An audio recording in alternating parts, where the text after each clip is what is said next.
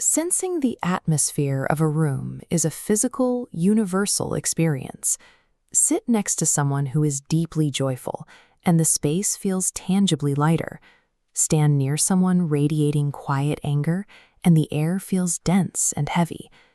Scientist and inventor Itzhak Bentov proposed that these vibes are literal, measurable electrostatic fields produced by every living being. To Bentov, your emotional state is a frequency signal radiating from your body. This follows the principle of entrainment.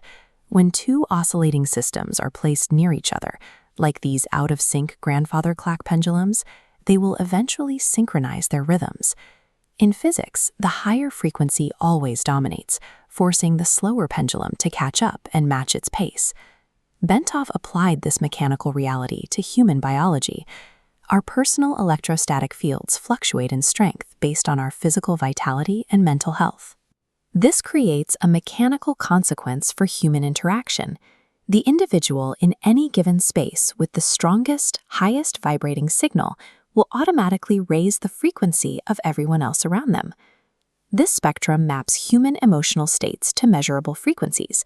Shame resides at the low end of the scale, while authenticity climbs toward the peak. What happens when an individual reaches the absolute maximum of this frequency scale? In India, figures known as perfect masters offer a way to study this maximum output. Beyond their religious titles, they represent human case studies operating at the highest possible frequency threshold. The Sufi saint Hazrat Babajan demonstrated this through extreme biological resilience. She lived over 130 years, surviving starvation, constant exposure, and a documented incident where she was buried alive by fanatics.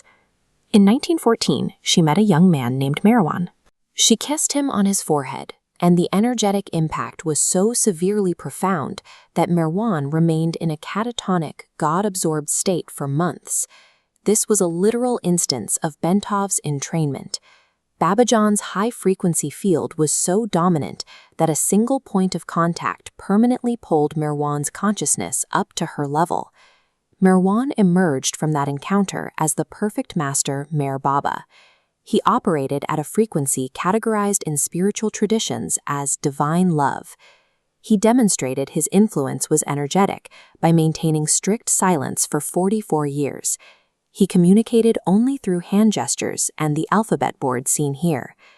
To elevate the collective, he engaged in massive logistical efforts to physically touch and entrain thousands of individuals, including a specific mission to contact 7,000 sadhus during the Kumbh Mela festival. This dominant frequency affected more than just humans. The perfect master, Narayan Maharaj, maintained a field so stable it pacified the environment itself.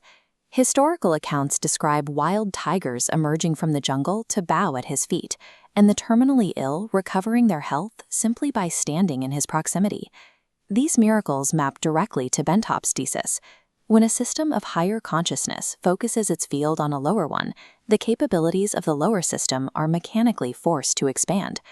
The biological hardware to function as a tuning fork for reality exists within every human nervous system. This was the core philosophy of Maharishi Mahesh Yogi. He argued that world peace is not a political achievement, but something that must be established first within the individual. Deep meditative states entrain human biological vibrations with the Earth's natural resonance. At this level, vital functions synchronize at exactly 7 cycles per second. Yogic traditions identify a mathematical threshold for global change, a critical mass of 144,000 people synchronized at this high frequency. Reaching this density would trigger macro-scale entrainment, automatically forcing the remainder of the global population's frequencies to rise and align. By cultivating inner peace and living authentically, we actively engage the physics of consciousness to shift our collective reality.